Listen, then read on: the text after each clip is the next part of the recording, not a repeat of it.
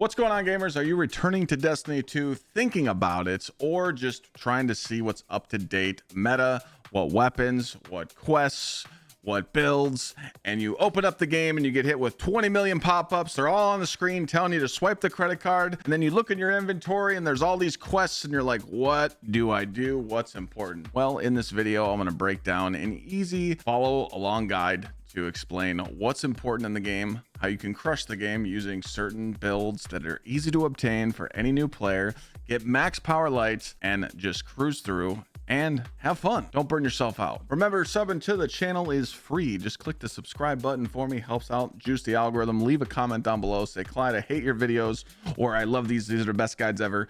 It doesn't bother me none. I appreciate you guys watching. Enjoy the video.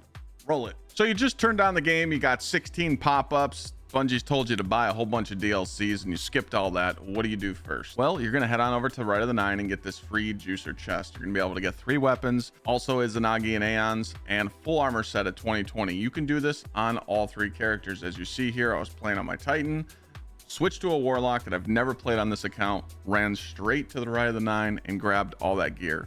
And what's nice is now, as you see here, I'm showing you what the vendor is. This is what it was like before I picked up the 2020 set. The game knew that my powerfuls and pinnacles were dropping around 1914. But now that I'm on account power, which I'm going to show you this right now, the game knows that you're 2020 on all characters now. I can show you on dim on my main account. As you see here, when I hover over my power level, it says account power 2020. Your whole account is 2020 just by picking up that 1 armor set, which means power level grind is gone. You don't have to worry about it no more. Which brings me to my next step. You should do this mission right here, this quest, and go pick up your artifact. It's very important that you get this right away so you can start getting your unlocks. Once you complete this mission, you're going to get some dialogue. It's going to tell you to head on over to the apartment, and this is where you'll get an introduction to the slab. This is your enemy. That's right. Looking at this slab right here, it's going to make you do a lot of grind. Now, these upgrades are important. They do make you stronger. You do get an item called the Tome of Want, and when you have something slotted, I will show you how to do this. When you have the Tome of One activated, you're also getting weapon drops, but it's also juicing your artifact perks. I would stay away from this for now, simply because you're just trying to play catch up, and we don't want you to go sit in the Nether and Court of Blades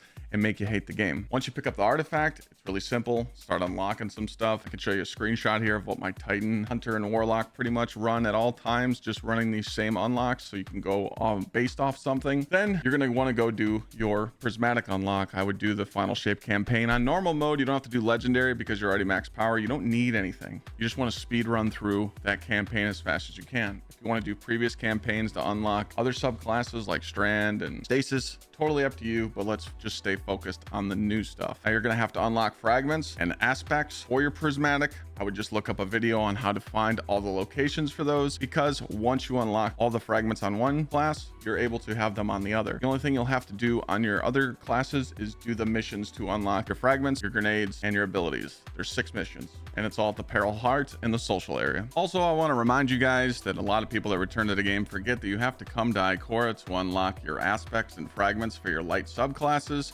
So interact with her, get all the new stuff. Get the new Storm's Keep for the Titan, the Sentry for the Warlock, and the Invis for the Hunter. You can also grab all your grenades and stuff here, and don't forget to meditate to the right after doing so. A lot of people don't know about this. So obviously this is my alt account, and you're probably seeing all these quests and you're probably like, why do I have all these quests? This is so overwhelming. A lot of this stuff you can just ignore. So I just kind of wanted to show you what was important. First off, anything that's in the text box like Act 1 echoed warnings, you can just Google this. You can just be like, hey, what is this quest? If you type in this quest on Google, it'll tell you what it is. But obviously it just tells you it's for episode Heresy. All these weapons are from the Rite of the 9, and this is very important because this is going to open up your Choir of One. I think this quest is definitely important, so you definitely want to do it. If you don't have it, just Google it, how to get it, because it unlocks other seasonal content that I haven't done yet. Asset protection, this is telling me to go to Speak to Ada 1 to get Outbreak. Definitely a weapon that I could go get, but not needed right now. So let's just say that's not really my focus. We're going to delete this. I'm right next to the kiosk, so I'll be able to pick this back up whenever I want to do it. This is for Whisper. Same thing. I don't need to get it right now. I'm just trying to clean my stuff out to see if I need it. Arbalist, you get this from Cosmodrome. I already have Arbalist on my account. I'm just going to get this out of my inventory simply because it's just taking up space and I don't want to feel like I need to do stuff. I just got this from Xur. You definitely want to go check him out. Unfortunately, right now he's selling Queensbreaker. You might not have it. Definitely an easy juicer, but what's nice now is since you get all the armor from Red at the 9, you're not under leveled for anything, so you could just go farm Nightfalls, get some exotics, or you could do some lost sectors. We'll get to that when we get to that point of the video, but I just want to point out some easy things you could do. Quests like this, these are just to unlock the rewards for that likely suspect weapon. I can ignore this right now, it's not a big deal. This quest is for a dungeon, obviously I can ignore it. Deathbringer, same thing. I'm not going to keep deleting stuff, but you know, if it's not super important, I really don't need to do it right now. And I think that's important for people to understand that right now you're trying to get back into the game and play all the new stuff with your friends, or have meta builds on so that you're not struggling in content. You don't need to go back and do a catalyst right now for your Wither Horde, because this thing's a pain.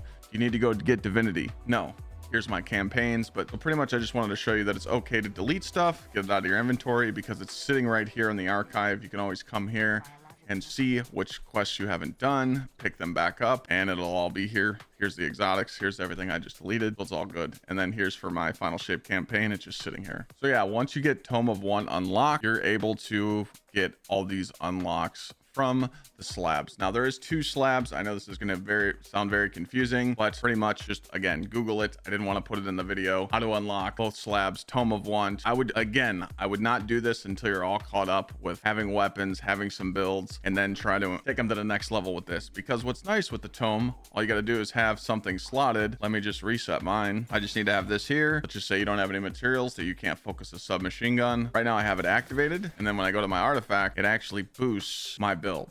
And this is very important for my Titan because I get volatile detonations, grant class ability energy. This is how I get my barricade pretty much up at 100% all the time. So it's very important to do, but it's going to be very triggering because to get this unlocked, you're going to have to level up your slab, and you're going to be doing a lot of Court of Blades and a lot of Nether. So again, do this at your own risk. So it's very important to finish the campaign for Final Shape, because on the Pale Heart, there is a mission that's called Dual Destiny. There's going to be 3 areas you have to go to in the Pale Heart, and you're going to have to kill a major, and there's a few other steps. There's pretty much 3 majors you have to kill in 3 separate areas. You will need to do this with someone else. Again, LFG, Twitch chat, Discord, Fire Team Finder. I'm sure you can find somebody to help you out. Once you do this mission, you'll be able to unlock the class items. And what's very nice is that you can actually go to the Lost City here. I'll go there in a second, and focus the perk that you want to drop on your class items. Now, it's not guaranteed, but since I'm sitting here by Xur, I wanted to show you that I can buy a class item from Xur this week.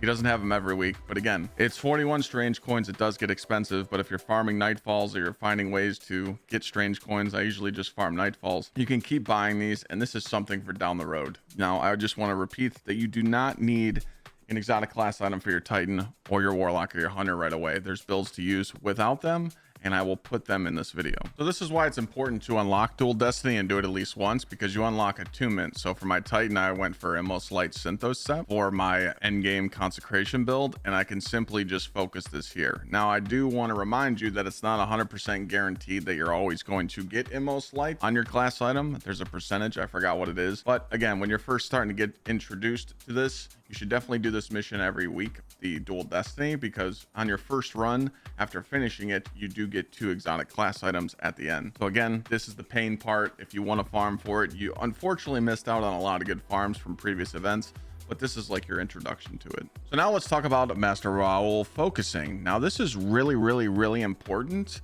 and I'm going to tell you why. You probably only have 3 pages here, and you see that, oh, I can get a one-eyed mask for 1 exotic engram, 2 ascendant shards, and glimmer. This is a great page for you to focus the exotic engrams that you already have. This will not let you focus stuff that you don't have. So this is why it's important for you to unlock as much as you can, or get to this 4th page. This 4th page lets you unlock any exotic, no matter if you used to have to do Shadowkeep to get an assassin's cowl for the hunter.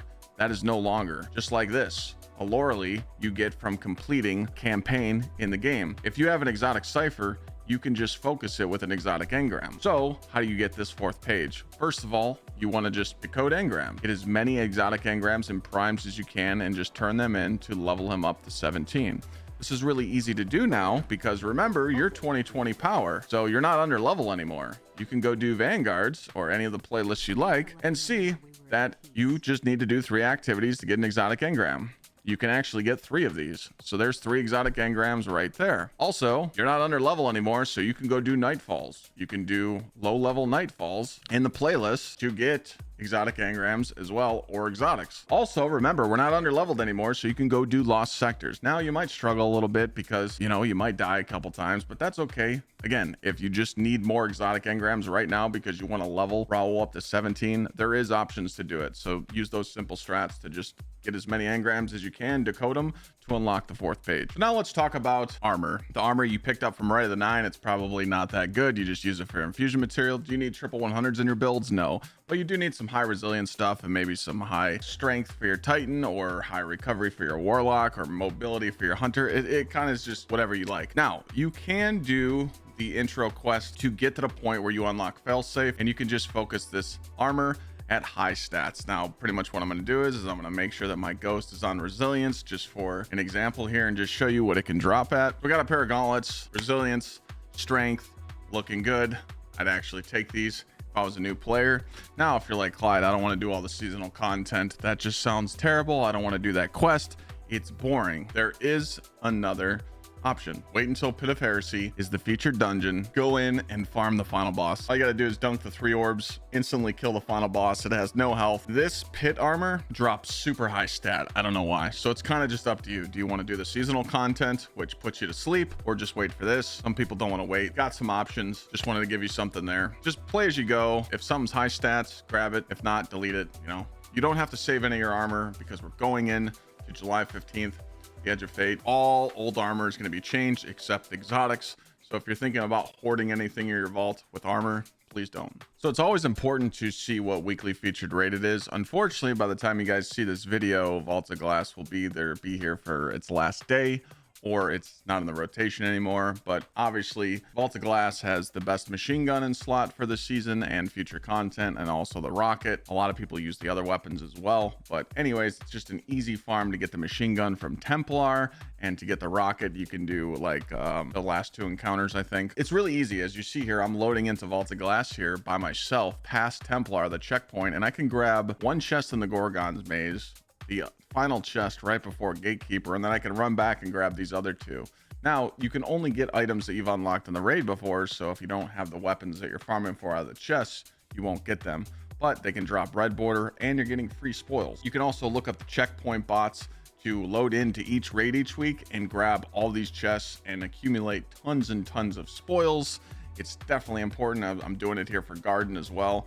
Pretty much I just recommend people, if it's Vault of Glass or Garden of Salvation, please go do those farms because they drop some of the best and most used meta weapons, and it's probably what the community is farming that week. Since it's Vault of Glass, people are probably farming it. I don't know if people are still farming Crota. They might go push them off the map a few times, but hey, it's just available there and it's what's hot, so that's what people are doing. So you can easily just see what's featured, and even if not, maybe you want to go kill Riven right now and get 3 tokens so you can try and get your 1k. You can just load in and solo Riven if you want, or play with your friends. It's kind of just up to you. But again, I don't usually wait, since it's not Garden of Salvation this week and I needed an AR because I use that Garden AR a lot. I think hands down this is one of the best weapons to use this season, because not only of the origin trait of blinding, but it works with all the void volatile and the artifact, and it pretty much makes my Titan always get a barricade up nonstop with no cooldown. So I'm not going to wait for Garden to be the featured raid. I'm just going to go do it. I'm going to LFG if I have to, because I want to unlock the red borders as fast as I can. So now we're going to get into the builds part. Now, obviously, I'm going to show you every single build without exotic class items. And then if you do have the exotic class items, I'll show you which ones to equip. I just didn't want you guys to see, oh, he's using an exotic class item, I don't have it, so I can't play the build. These are just starter builds and also end game builds to pretty much, when you sign on, you're on a Warlock, a Titan, and a Hunter. You're just going to dominate the game. It's what everyone's using, and then you can try out fun stuff in your free time. So first, we're going to start off with the Consecration Prismatic Titan, which is just absolutely busted. You can rock whatever subclass you want with these mods, but you also have to remember that if you're running Arc, you really don't need Purpose on, because you're always going to be amplified anyway because of knockout. So you can put on Dawn to get Radiant, to just pretty much always have your weapons juiced with Radiant and being able to melt champions. I just had this on for this test and the video that you're seeing in the background of just spamming, because you might want to rock Blade Fury with this, or Quake, so you can take advantage of Frost Armor or Woven Mail. So it's kind of just up to you. You don't have to run shackle grenades to suspend. You can run glacier nades. It's all up to you, but mainly the consecration knockout is what everybody's rocking with these fragments. So I just wanted to show you a simple example. If you're not using Lord of Wolves, you're throwing, because pretty much the Titan's just going to push up on the champs at all times and just melt them. All three characters are using Lord of Wolves, but again, it just makes this build much more sweeter. You might have to play Iron Banner and get a Tanisha's. It's kind of a pain in the ass to get this gun to drop, but just get one with chill clip and call it a day. If you want to see the simple mods that we're using, we always want to have on 3 heavy-handed so that we make an orb every second every time we slam, simply because it's always going to heal us with the recuperation on. And you got invigoration for your melee cooldown, which is important as well. You could stack double hands on if you want. I just had these mods on. It kind of doesn't go with the build at all. Obviously Solar Siphon for the Lord of Wolves. Other than that, I mean, it's pretty simple. I run 1 surge just for my Lord of Wolves. Powerful attraction. Every time I use my thrust, I'm always picking up orbs. Again, we can get to the mods later down the road, but this is just your simple starter stuff. Now, if you do play a lot and you do have the exotic class item, Immol's Light Synthocept is definitely going to be your way to go. But again, you have to farm this thing out. If you're wondering what class items I use for my Titan, I have Immol's Light Syntho. I have Eternal Warrior Star Eater, so I can use my super, then get a buff to my matching elemental weapons and buff my super, or Immol's Light Star Eater.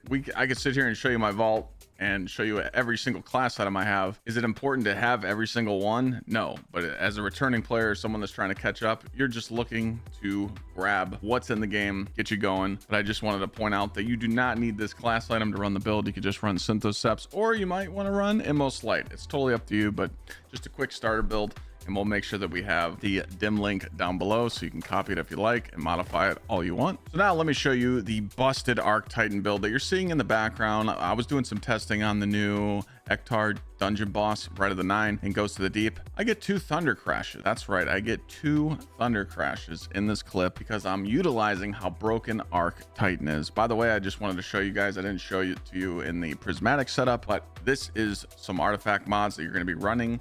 You could switch some up depending on what guns you're rocking. You might want to put some strand mods on. I personally don't use them. And since I'm not using a fusion rifle at the moment, I don't need particle. I want to take advantage of defibrillating blast and limit break to charge my super. But again, in the background footage you're seeing right now, I'm sitting behind the barricade and I'm just unkillable. Absolutely busted. Probably one of my favorite builds that I've ever used in the game at the moment. So again, you're going to be on the Arc subclass. You got Touch of Thunder on. You got Storm's Keep. You need Touch of Thunder on to juice your pulse nades, to utilize Spark of Magnitude, and always getting more bolt charges and getting more ions so that you get your super back quickly. Now, this is specifically just used to juice your super on certain bosses depending on what you're doing. So if you don't like the playstyle of this and you want knockout, just put knockout back on with Storm's Keep and you're good to go. But I just wanted to show you how you can absolutely spam super and get your super back really quickly. You're going to be using frequency to get up your bolt charges even faster, Spark of Shock so that your pulse nades jolt the target, and resistance so you pretty much can't die. Some of the mods that you're basically going to use when you're doing end game is obviously Heavy Ammo Finder, Heavy Ammo Scout for your teammates, Match a Siphon for your weapon. In the clip you're seeing, I am using Reckless Oracle. I recommend getting this weapon. It's best Void AR in the game, in my opinion, that works with all the artifact mods and works really well with the Arc Titan. Triple heavy-handed,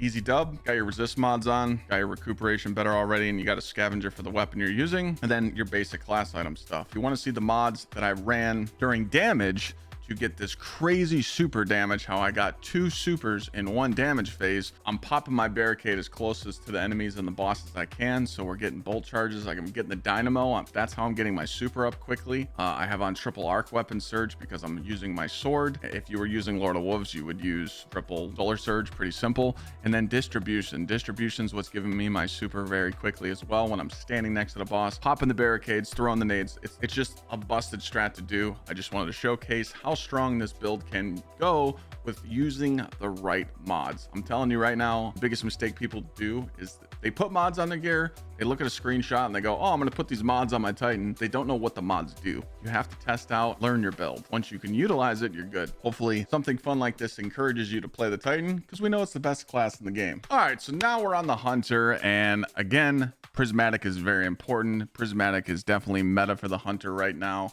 and there's some very, very fun builds that we used to use, like Arc Hunter, and we've incorporated it into the Prismatic Hunter. So for this video purpose, I'm not going to show you any light subclass builds.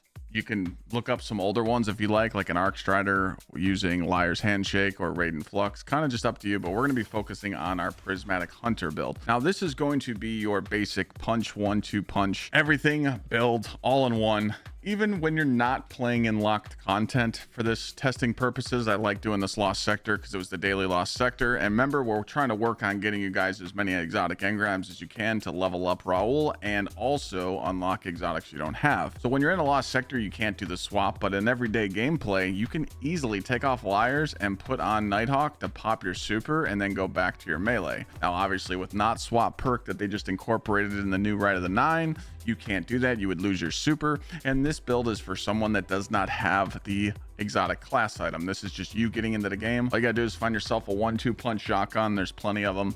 Just try and find a weapon that has 1-2 punch on it and use it. And simply choose whatever grenade you want. I like Duskfield so that I can proc courage, because any ability from my arc, solar, or void does increase damage to enemies that are affected with the darkness subclass. So like your nade, my dodge also does it too with Winter's Shroud, but sometimes I like freezing champions, as you see. So if you want to switch to grapple, totally up to you. Fragments, all up to you. I like Dawn for always having radiant courage so that I'm always proccing courage with my dodge, freezing enemies, then punching. Purpose depends on what subclass you're on. Please don't run this with arc, but when you're running any other subclass, this will give you restoration, frost armor, woven mail, or overshield. Protection so that you're protected when you're surrounded. Last one is sacrifice. Only run this if you have arc, solar, or void on, so that you can get your ability blows, grant darkness, transcendent energy, just so you can have that infinite loop more. If you're running a different subclass, you can run hope or anything else you see. You really don't need blessing because you have Liars on. Let's just say you do have the exotic class item and you are running Caliban Liar. You should run Ruin here so you get those explosions. Mods are pretty simple, just like your Titan. It's a melee build, so you want triple heavy handed on, got double hands on, resist mods for the activity you're doing.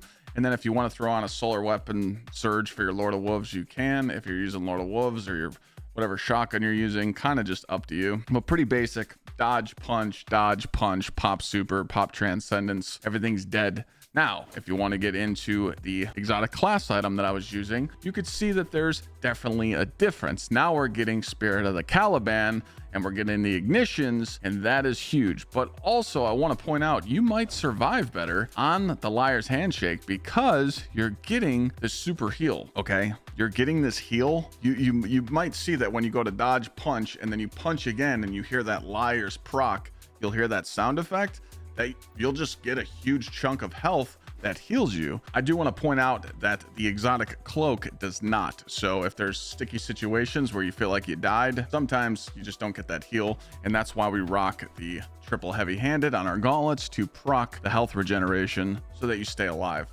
Caliban Liar is definitely the best setup for this. And you could do the same thing. You could switch to Nighthawk for your super or whatever you're using. Easily swap, no problem. So hopefully this gets you into playing the Hunter and enjoying it. Second build for the Hunter is probably one you've seen all over clips and streamers and YouTubers using. It is the damage resist, pretty much absolute broken godlike Hunter build, to where you always have your sanction up, you always have woven mail up with your grapple, you got frost armor with silence and squall, and you can even get the damage resist from Gifted Conviction. Now this build is in case if you do not have the Immos Light GsxrClyde class item, which gives you the woven mail. This build with tether will probably be useful for the new raid, because if they do keep not swap, which I hope they don't, the Hunter's neutral game is more important than a Nighthawk. So I really think that with these fragments on, with these aspects, this super Hunter can clear out a whole room solo by himself, no problem, no questions asked,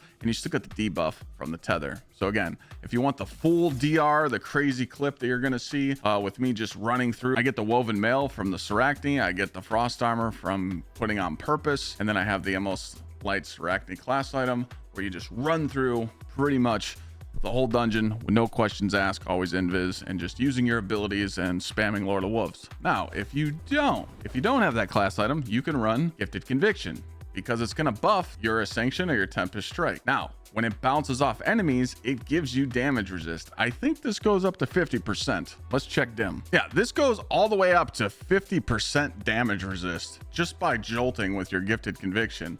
And as you see here in the run, I had no problems running through and destroying everything with the same exact build with conviction on it. Just I didn't get my grapple as much, and I didn't get my abilities as much because I did not have the class item. Did I feel like more of a god with that Immol's Light Seracti class item? Of course. So you got two options. You can choose to use Gifted Conviction. You can go into your collections and see if you have this helmet, which will give you Woven Mail from the grapple. So choose Gifted Conviction or run this helmet. It's kind of just up to you. But with the Punch Hunter build and the pretty much Invis Grapple as Sanction build, this is what all hunters are pretty much running. Try these two builds out and hopefully it helps you just steamroll the game pretty much like you just saw. Finally, we got the Warlock. I'm going to show you a Prismatic uppercut setup. As you see, I'm starting to set a trend here. Melee punch on all three classes. It's just fun to play, very aggressive in the game right now and understand how builds work. Now, you could use Getaway Artists or Geomag Warlock. A lot of people use those builds, but again, I'm just trying to get you started on the right path of using like Song of Flame and understanding how Prismatic works. Now, if you do not have the Immol's Light Synthos Sept class item, you can implement a substitute with Crown of Tempest because you're using Arc ability or Jolt Final Blows, restore ability energy, so it's kind of giving you back your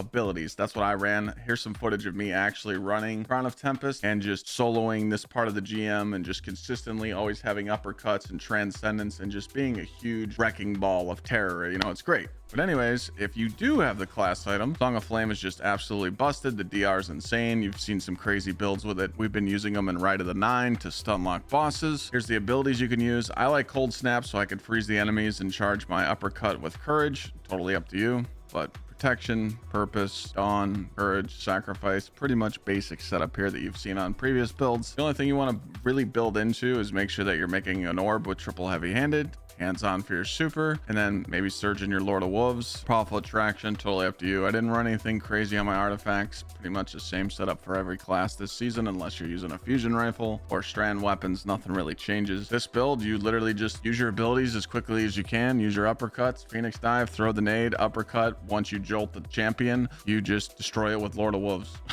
I mean, it's that simple. Now we're going to move on to pretty much the full support that you've seen with Well of Radiance and Speaker Sight Helm. I mean, hands down, this is going to be a huge mandatory thing for day one raids. Also, people are using it in Rite of the 9. I'm going to show you some background footage here. I ran Speaker Sight to help my teammates stay alive in the chicken encounter of Spire the Watcher. I was throwing down turrets. I was making sure that my healing grenades were going to my teammates so I can proc Benevolence with the Speaker Sight Helm. And then if I Phoenix Dive near my teammates as well, I would always get my abilities back because Benevolence is absolutely insane because you get that regen. I use Mercy with this as well so I can pick up Fire Sprite that grants restoration, and then Searing. When I defeat scorched targets, it grants me melee energy and creates the Fire Sprite to kind of play into Mercy. And the last one's like this one's up to you. If you're using 1K like I was, I had Ashes on so that I could build up more Scorch stacks to stun the chicken. You can run Empyrean here if you got a solar weapon on to extend your radiation. Some people run Solus, so you can run whatever you want here. Just make sure you got on Hellion and Touch of Flame so that you're always scorching targets and pretty much being the full support for your team. Mods, with this build, you really don't need much. I just did Impact Induction because when I cause damage with my melee, it reduces the grenade cooldown. Same thing down here. So it's now the swaps you're seeing is that we're trying to use Sanguine, which is very important for pretty much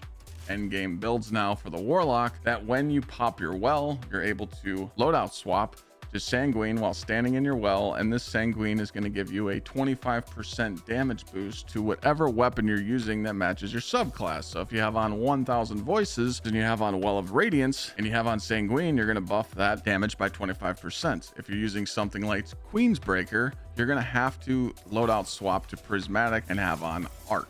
Or you could just switch to Arc subclass, whatever you want to use. But most people just switch to the Prismatic. You don't need to do all this fancy stuff, but if you're wondering why Warlocks switch to Sanguine, that's why. Or you could just load the encounter up and just have on Sanguine with a solar weapon and just do it that way. It's kind of just up to you, but I just wanted to show you that you had options to use these Warlock builds to pretty much destroy all the content. Finally, we're going to go over weapons. Now, I just want to point out that I'm not going to mention every weapon you need to get in the game. I know there's, just Outbreak, Whisper, all these old weapons that you can get, but if you're just trying to catch up and play the current meta and just run any class and just dominate the game, and then in your free time go back and grab some weapons, it's really hard to go back and get the old stuff because you got to find people that want to do those activities in those raids. So starting off, Scatter Signal. This one's a tough one to get, you have to wait for the weekly rotator mission. That mission is called Star-Crossed. I do want to point out that this is a very pain weapon to farm. You got to do Star-Crossed, so wait for this rotator mission to show up as Star-Crossed. You can do normal mode to get the fusion to drop. You get 3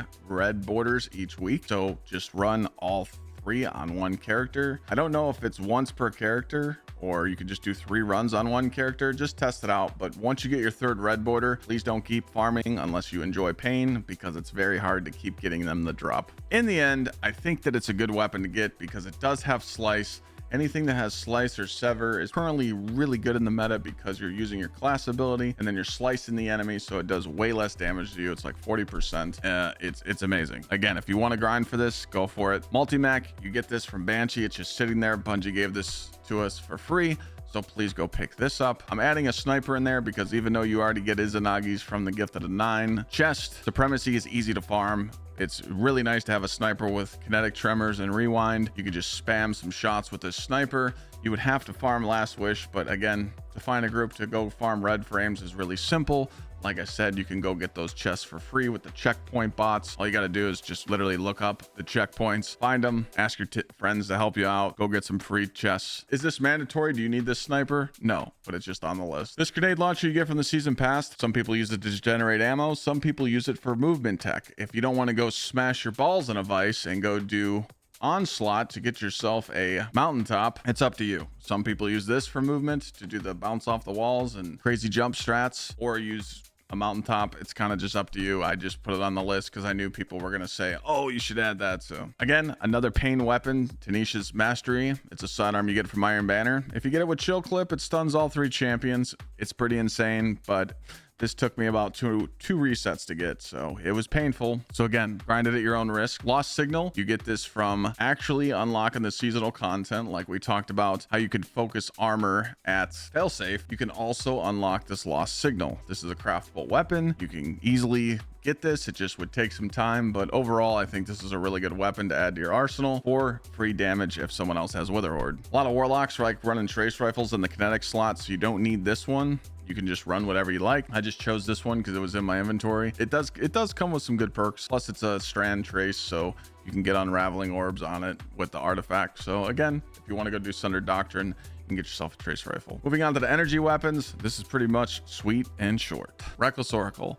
You can get this weapon, or you can go do comp and get the other Void 720 for the artifact. I like Reckless Oracle better because of the origin trait. When I break a shield, it disorients and blinds enemies. Hands down, this thing will still be good when the artifact goes away because there's only a 1-second cooldown on destabilizing rounds. You can use it with Repulsor Brace, or you can use it with One for All, kind of just up to you.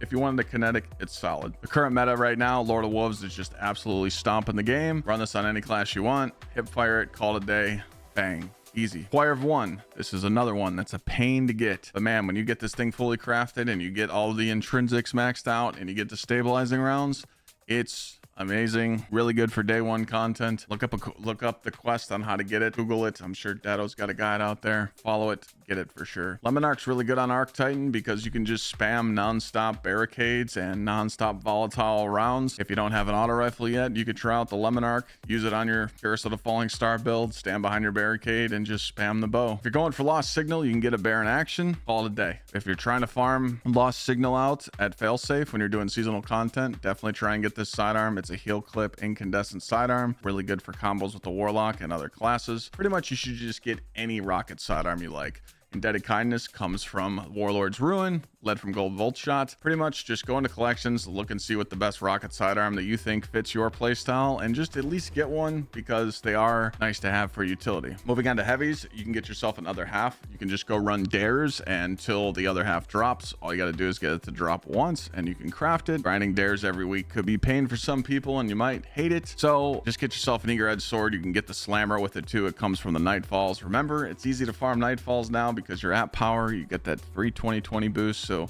just get yourself an Eager Edge Sword. You'll be good to go. I cannot stress enough, this is the best machine gun in the game. Not even close to Commemoration. We love Deepstone Crypt machine gun. It's really easy to farm. You just got to farm Taniks. So if you want to go get a checkpoint and go farm Taniks and do the challenge, I'm sure you could find an LFG to do it. I really like that machine gun.